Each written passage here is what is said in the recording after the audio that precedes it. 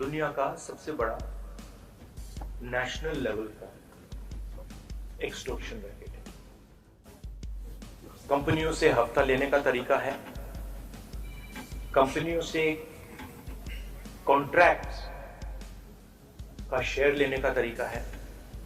दुनिया में सबसे बड़ा भ्रष्टाचार का स्कैम है। सीबीआई और ईडी जैसी चीज नहीं है, वो बीजेपी का औजार है। ये एंटी नेशनल एक्टिविटी हो रही है, इससे बड़ी एंटी नेशनल एक्टिविटी हो ही नहीं सकती। नमस्कार, मैं रवीश कुमार। इलेक्टोरल बॉन्ड पर हमारा आज का यह दूसरा वीडियो है और इस विषय पर 9वां। इस बॉन्ड में इतने प्रकार के घोटाले के सुराग मिल रहे हैं कि उन्हें तेज गति से समझना और आप तक लाना भी एक चुनौती है। आपको पता होगा कि इस मामले में अंग्रेजी वेबसाइट रिपोर्टर्स कलेक्टिव की टीम ने शानदार काम किया है। इसी टीम की रिपोर्टिंग का परिणाम है कि मोदी सरकार का सबसे बड़ा घोटाला दर्शकों के बीच सामने आया है। आप देख सकते हैं कि कैसे कॉरपोरेट इस बॉन्ड के जरिए सरकार का गुलाम भी बन रहे हैं और सरकार के यार भी। लेकिन क्या इसकी रिपोर्टिंग आपके हिंदी अखबारों और हिंदी चैनलों में हो रही है? रिपोर्टर्स कलेक्टिव की खबरें हिंदी सहित कई भाषाओं में होती हैं। क्या उन खबरों को इन अखबारों में प्रकाशित किया जा रहा है?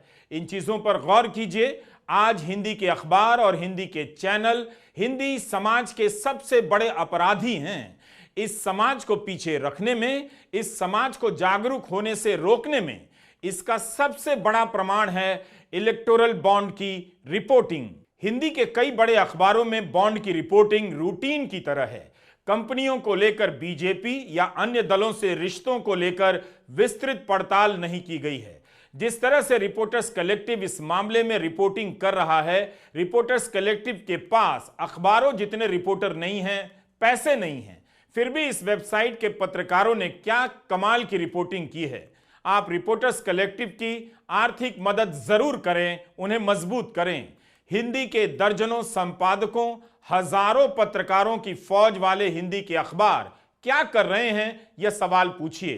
क्या उनका काम मोदी सरकार पर सवाल करने वाली खबरों की हत्या करना रह गया है? हिंदी में एक से एक पत्रकार हैं, मगर उन सभी के हाथ बांध दिए गए हैं। क्या किसी हिंदी के संपादक को पहले पन्ने पर यह सवाल नहीं पूछना चाहिए कि हैदराबाद की company Megha engineering infra limited ने 966 करोड़ का इलेक्टोरल बॉन्ड क्यों खरीदा? क्या इस कंपनी के पास इतना पैसा है कि वह राजनीतिक दल को 1000 करोड़ रुपए भेंट कर देगी? इसी कंपनी के पास तेलंगाना का एक बड़ा प्रोजेक्ट है जिसके बारे में सीएजी ने कई सारी गंभीर टिप्पणियां की हैं। सीएजी ने कहा है कि इस प्रोजेक्ट ने सरकार को काफी बड़ा आर्थिक नुकसान पहुंचाया है। इसमें बहुत सारी गड़बड़ियां हैं। पहले इसकी लागत 82,000 करोड़ की थी, मगर अभी अब बढ़कर 1.5 लाख करोड़ तक हो सकती है। तेलंगाना चुनावों में कलेश्वर डैम एक बड़ा राजनीतिक मुद्दा बना था। राहुल गांधी एक बार फिर से एक बड़े मुद्दे पर सही साबित हो गए। यह राहुल गांधी का ही ट्वीट है, नवंबर 2019 का, आज काफी वायरल हो रहा है। इसमें राहुल गांधी ने लिखा था कि नए भारत में घूस और गैर कानूनी कमीशन को इलेक्टोरल बॉन्ड कहते हैं। हम आपको बता दें कि राहुल गांधी ने जिस रिपोर्ट को ट्वीट किया था वो नितिन सेठी की है। वही नितिन सेठी रिपोर्टर्स कलेक्टिव के तहत बॉन्ड का भांडा फोड़ रहे हैं। हिंदी के संपादक मोदी चालीसा लिखने में व्यस्त हैं। CBI, ED, income tax department का प्रयोग किया जा रहा है, कंपनीज को एक्सटॉर्ट किया जा रहा है, बड़े बड़े कॉन्ट्रैक्ट्स का शेयर लिया जा रहा है, कॉन्ट्रैक्ट देने से पहले इलेक्टोरल बॉन्ड्स दिए जा रहे हैं और फिर एकदम बाद कॉन्ट्रैक्ट दिया जा रहा है। शेल कंपनीज उसमें भरी हुई हैं और ये पूरा का पूरा जो ढांचा है प्रधानमंत्री ने क्रिएट किया है। इनका ब्रेन चाइल्ड है। इन्होंने कहा है कि भाई इलेक्टोरल बॉन्ड्स हिंदुस्तान की राजनीति को साफ कर देगा। नहीं, वो दो टुकड़े में वो जो किया उसका पैसा कहां से आया? यहीं से तो आया। जो ये हिंदुस्तान में state government after state government गिरा रहे हैं, पैसा कहां से आ रहा है? इधर से तो आ रहा है। और ये अभी तो छोटा सा भाग दिखा है। तो इन्होंने पूरे के पूरे सिस्टम को एक्सटॉर्शन का सिस्टम बना दिया है। पॉलिटिकल पूरे स्ट्रक्चर को इन्होंने कैप्चर कर दिया है। सीबीआई इन्वेस्टिगेशन नहीं करती है, ईडी इन्वेस्टिगेशन नहीं करती है, एक्सटॉर्शन करती है। किसके लिए? बीजेपी के लिए। क्या तब राहुल गांधी की बात को किसी ने गंभीरता से लिया था? क्या मीडिया ने इस बात की पड़ताल की थी कि यह बॉन्ड क्या है? किस तरह से इस बॉन्ड के जरिए भारत के लोकतंत्र का गला घोटा जा रहा है? आज आपने देख लिया कि इस बॉन्ड के जरिए बीजेपी आर्थिक महाशक्ति बन गई है और दूसरे राजनीतिक दल चुनाव लड़ने की हालत में नहीं हैं। यह वीडियो विधानसभा चुनाव के समय का है। राहुल गांधी एटीएम का मॉडल लेकर कलेश्वरम सिंचाई परियोजना में कथित भ्रष्टाचार को लेकर मुद्दा बना रहे थे और तेलंगाना के वोटर को दिखा रहे थे कि यह प्रोजेक्ट केसीआर के लिए एटीएम मशीन है। इसके जरिए तेलंगाना की जनता का 1 लाख करोड़ रुपया चोरी किया गया है। कलेश्वरम केसीआर और उनके परिवार का एटीएम है। 2 नवंबर को राहुल गांधी ने ट्वीट किया था कि मैं मेडीगुड्डा बराज गया था जो कलेश्वरम लिफ्ट इरिगेशन योजना का हिस्सा है। इसके कई खंभों में दरारें पड़ गई हैं क्योंकि घटिया सामग्री का इस्तेमाल किया गया है। आप देखिए,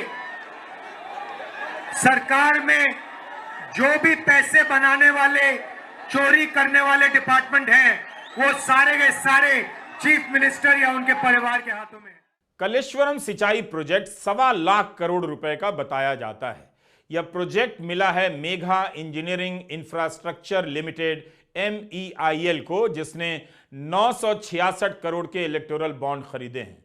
फ्यूचर गेमिंग के बाद यह कंपनी बॉन्ड खरीदने के मामले में दूसरे नंबर पर है। अभी यह पूरी तरह साबित नहीं हुआ है कि 966 करोड़ का बॉन्ड किस पार्टी को गया है, लेकिन सोशल मीडिया पर पुरानी खबरों को निकालकर बताया जा रहा है कि इस कंपनी ने 11 अप्रैल 2023 को 140 करोड़ का बॉन्ड खरीदा और 1 महीने के अंदर महाराष्ट्र की एकनाथ शिंदे और भाजपा सरकार से 14,400 करोड़ के कॉन्ट्रैक्ट मिले। इस कंपनी पर भी आयकर विभाग के छापे पड़ चुके हैं। ऐसी कंपनियां 966 करोड़ का इलेक्टोरल बॉन्ड खरीद रही हैं। क्या देश को नहीं जानना चाहिए कि यह कंपनी किस किस पार्टी को चंदा देती है? केसीआर को कितना देती है, बीजेपी को कितना देती है या अन्य दलों को कितना देती है? इसी Megha engineering infrastructure limited MEIL की सहायक कंपनी है वेस्टर्न यूपी पावर प्रोजेक्ट। इसने भी 220 करोड़ का इलेक्टोरल बॉन्ड खरीदा है। दोनों कंपनियों को मिलाकर 1186 करोड़ की राशि हो जाती है। यही नहीं, प्रूडेंट इलेक्टोरल ट्रस्ट, जिसके बारे में हमने आपको पिछले वीडियो में बताया है, उसमें भी 2022-23 में सबसे अधिक चंदा मेघा इंजीनियरिंग ने दिया, 83 करोड़। 2023 के साल में उसी ट्रस्ट से केसीआर की पार्टी को 90 करोड़ का चंदा मिला। इस ट्रस्ट ने अपने कुल चंदे का 75% पैसा बीजेपी को दिया है। कंपनियां टैक्स बचाने के लिए इस ट्रस्ट को पैसा देती हैं। न्यूज मिनट ने इस कंपनी के खिलाफ एक रिपोर्ट प्रकाशित की कि इस कंपनी ने एक नौकरशाह की शादी का पूरा खर्चा उठाया, तो कंपनी ने न्यूज मिनट पर मानहानि का दावा कर दिया। हमारी चुनौती है कि कैसे इन खबरों को हिंदी के आम दर्शकों तक पहुंचा दिया जाए। इसलिए हम जहां भी अच्छी सामग्री प्रकाशित हुई है उसका संकलन कर रहे हैं ताकि यह बात हिंदी प्रदेशों में ऑन रिकॉर्ड रहे और गंभीरता के साथ। क्या यह बड़ी बात नहीं है कि किसी कंपनी को मुनाफा 10 करोड़ का हो रहा है और वह चंदा 410 करोड़ का दे रही है? यह कैसे मुमकिन हो सकता है? यूपीए के समय एक नियम था कि वही कंपनी चंदा दे सकती है जो 3 साल तक लगातार मुनाफा कमाएगी और उसका भी केवल 7.5% ही चंदा देगी। प्रधानमंत्री मोदी और उनके तब के वित्त मंत्री अरुण जेटली ने चालाकी से इस प्रावधान को हटा दिया। अब कोई कंपनी अपने मुनाफे का कितना भी हिस्सा चंदे के रूप में दे सकती थी और उसे अपने शेयर होल्डर को बताने की जरूरत भी नहीं रही, ना किसी और को बताने की जरूरत थी। इलेक्टोरल बॉन्ड की जब से जानकारियां सामने आई हैं, कई कंपनियों के बारे में रिपोर्ट हो रही है कि उनका मुनाफा कुछ था मगर उससे भी कई गुना ज्यादा पैसे का इलेक्टोरल बॉन्ड खरीदा गया। यह कैसे संभव है? जाहिर है कुछ घपला होगा या किसी और का पैसा इधर उधर से घूमकर आ रहा होगा। तमिलनाडु की कंपनी है फ्यूचर गेमिंग। 2019 में जितना मुनाफा हुआ उसका 6 गुना इस कंपनी ने इलेक्टोरल बॉन्ड से चंदा दिया। रिपोर्टर्स कलेक्टिव ने अपनी रिपोर्ट में कहा है कि 2022-23 में इस कंपनी को टैक्स देने के पहले जो मुनाफा हुआ वो 82 करोड़ का था और चंदा दिया 328 करोड़ का। इस कंपनी ने 4 साल में 1368 करोड़ के बॉन्ड खरीदे हैं। एक कंपनी है मदनलाल प्राइवेट लिमिटेड।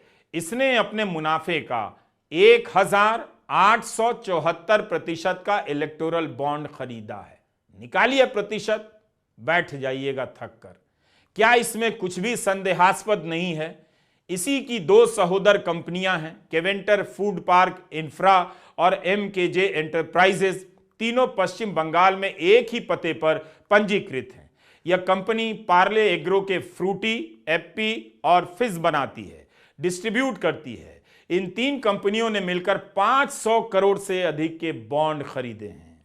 2019-20 में मदन लाल लिमिटेड ने 185 करोड़ का चंदा राजनीतिक दलों को दिया, जबकि इसका कुल मुनाफा 1.84 करोड़ रुपए का था। क्या कोई कंपनी जिसका मुनाफा 2 करोड़ भी ना हो 185 करोड़ रुपए के इलेक्टोरल बॉन्ड खरीद सकती है? 2021 में ईडी ने केवेंटर में छापे मारे। तीनों कंपनियों के सीईओ का नाम एक ही है, राधेश्याम खेतान। मई 2014 में केवेंटर ने 140 करोड़ का इलेक्टोरल बॉन्ड खरीदा और दूसरी कंपनी मदन लाल लिमिटेड ने उसी महीने में ही 186 करोड़ का इलेक्टोरल बॉन्ड खरीदा। इसी राधेश्याम खेतान की कंपनी एमकेजे एंटरप्राइजेज ने 4 साल में 192 करोड़ का चंदा दिया है। क्या यह सब सुनकर आपके पांव के नीचे से धरती खिसक नहीं जाती? 2021 में केवेंटर के यहां छापा पड़ा था, या 24 मार्च आ गया है, छापे और इसके मुकदमे की मंजिल क्यों नहीं नजर आती है? सीबीआई और ईडी जैसी चीज नहीं है, वो बीजेपी का औजार है, वो बीजेपी के कंट्रोल में है।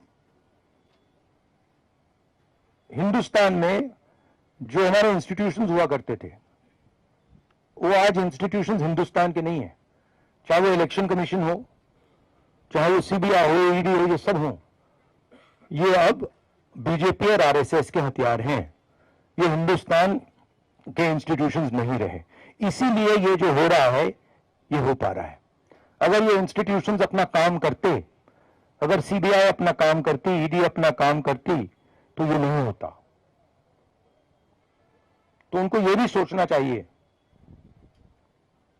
ये जो सब कर रहे हैं, कि किसी ना किसी दिन बीजेपी की सरकार बदलेगी और फिर कार्रवाई होगी, और ऐसी कार्रवाई होगी कि मैं गारंटी कर रहा हूं ये फिर से कभी नहीं होगा। तो उनको भी सोचना चाहिए। बहुत सारे नाम हैं, बहुत सारे आंकड़े हैं, कुछ त्रुटियां हमसे हो सकती हैं, मगर अनजाने में ही होगी। चूंकि यह मामला इस देश का इतना बड़ा घोटाले का है, इसलिए इसमें रिपोर्टिंग बहुत जरूरी है। पश्चिम बंगाल सरकार ने मेट्रो डेयरी से अपना हिस्सा इसी समूह को बेच दिया और केवेंटर ने उसे खरीदा। अधीर रंजन चौधरी ने इस डील के खिलाफ हाईकोर्ट में जनहित याचिका की, वो खारिज हो गई। 500 करोड़ का यह चंदा किसे गया होगा गेस करना मुश्किल नहीं, लेकिन बेहतर होगा स्टेट बैंक यूनिक कोड चुनाव आयोग के हवाले करे और वह सार्वजनिक हो, ताकि पत्रकार स्थापित कर सकें कि किस बॉन्ड को किस राजनीतिक दल ने भुनाया है, किसे पैसा मिला है, यही जानना बाकी है। लेकिन जिसने दिया है, बॉन्ड खरीदा है, वह 500 करोड़ रुपए किसी दल को चंदा दे रहा है, यह तो बहुत बड़ी बात है। कर्मचारियों का वेतन मुश्किल से बढ़ता होगा और कंपनी चंदा राजनीतिक दल को दे आ रही है। इन कंपनियों में बड़ी संख्या में मोदी भक्त काम करते होंगे, करते ही होंगे। उन लोगों को आज वाकई गर्व हो रहा होगा कि उन्होंने केवल मोदी की भक्ति नहीं की, केवल खाली पीली मोदी मोदी नहीं की, बालकनी में जाकर थाली नहीं बजाई, बल्कि उनकी कंपनी मोदी को 100 करोड़, 400 करोड़, 1000 करोड़ का चंदा दे आ रही है। यह पता चलेगा तो मुझे पूरा भरोसा है कि ऐसे वोटर, ऐसे कर्मचारी इस बार गंजी फाड़कर होली खेलेंगे, रेत में लौटकर छाती पीटेंगे कि ऐसा आज तक कोई नहीं कर सका, यह भी पहली बार हुआ है। चंदा देना बुरा नहीं है, मगर 500 करोड़ रुपए चंदे में लॉटरी वाला तो 1368 करोड़ रुपए दे रहा है। एयरटेल और डीएलएफ के भक्त कर्मचारी तो इस महीने की सैलरी सोसाइटी के गार्ड को दान कराएंगे, गार्ड अंकल को। यह मजाक नहीं है, बल्कि बहुत डरावना है। जवाब तो इन्हें देना है। इन्हें पता है कि धर्म के नशे में जनता अब डूब चुकी है, वो उससे उबरने के लायक नहीं रही। उसे गर्व का डोज दिया जा चुका है, 370 हटाया गया है, उस पर उसे गर्व करना है। अगर इस पर गर्व कुछ कम हो गया तो इसे बढ़ाने के लिए सीएए पर गर्व करने का डोज दे दिया गया है। भूख लगी है तो इनसे कहा गया है लाइन में लगिए, फ्री में अनाज मिलेगा, लेकिन खा लीजिए। क्या आपको लगता है कि प्रधानमंत्री मोदी इसकी जांच कराएंगे? जांच हो तो रही थी। जिनके यहां ईडी के छापे पड़ रहे थे वही कंपनियां भर भर के इलेक्टोरल बॉन्ड खरीद रही थीं। अभी तक 2 दर्जन से अधिक कंपनियों की जानकारी इस सूची में आई है जिन्होंने बॉन्ड खरीदे और जिनके यहां छापे पड़े। यह घोटाला बाहर तो आ गया है, मगर सामने सरकार है, दीवार बनकर खड़ी है, और इसके साथ साथ पहाड़ बनकर खड़ा है गोदी मीडिया, जो इसका पूरा सच कभी बाहर नहीं आने देगा। 10 साल से प्रधानमंत्री मोदी ने एक भी प्रेस कॉन्फ्रेंस नहीं की। इस बार 400 सीटों के जीतने का ऐलान पहले ही हो चुका है। बीजेपी ने अपना खजाना भर लिया है, कांग्रेस का खाता बंद हो चुका है, कोई मुकाबला ही नहीं है। बीजेपी ने एक सर्जिकल स्ट्राइक किया है कांग्रेस के खिलाफ। 2019 में आपको याद होगा सर्जिकल स्ट्राइक। 2024 का सर्जिकल स्ट्राइक क्या है? खाताबंदी। हमारे खातों को उन्होंने ठंडे बक्से में डाल दिया है। हम हमारे बैंक अकाउंट ऑपरेट नहीं कर सकते और हमें आर्थिक रूप से अपंग बनाने की षड्यंत्र रचाई गई है। चुनाव प्रचार से लड़ा जाता है, विचार से लड़ा जाता है, पर पैसों की भी खर्ची होती है प्रचार के लिए, मोबिलाइजेशन के लिए, पब्लिसिटी के लिए, एडवर्टाइजमेंट के लिए। कांग्रेस पार्टी को जानबूझकर आर्थिक रूप से अपंग बनाया जा रहा है। कांग्रेस पार्टी के खिलाफ खाताबंदी की जा रही है और यह एक सर्जिकल स्ट्राइक है कांग्रेस पार्टी के खिलाफ। इससे हम लड़ेंगे, इससे हम डरेंगे नहीं। 2018 में इलेक्टोरल बॉन्ड का कानून अधिसूचित हुआ था। यह कानून पारदर्शिता के लिए बना। क्या यही पारदर्शिता है कि जो कंपनी 2 करोड़ मुनाफा नहीं कमाती है वो 200 करोड़ का चंदा दे? यह पैसा किसका है, इसकी जानकारी वह सरकार कैसे देगी जो खुद इसमें अपराधी की तरह नजर आती है?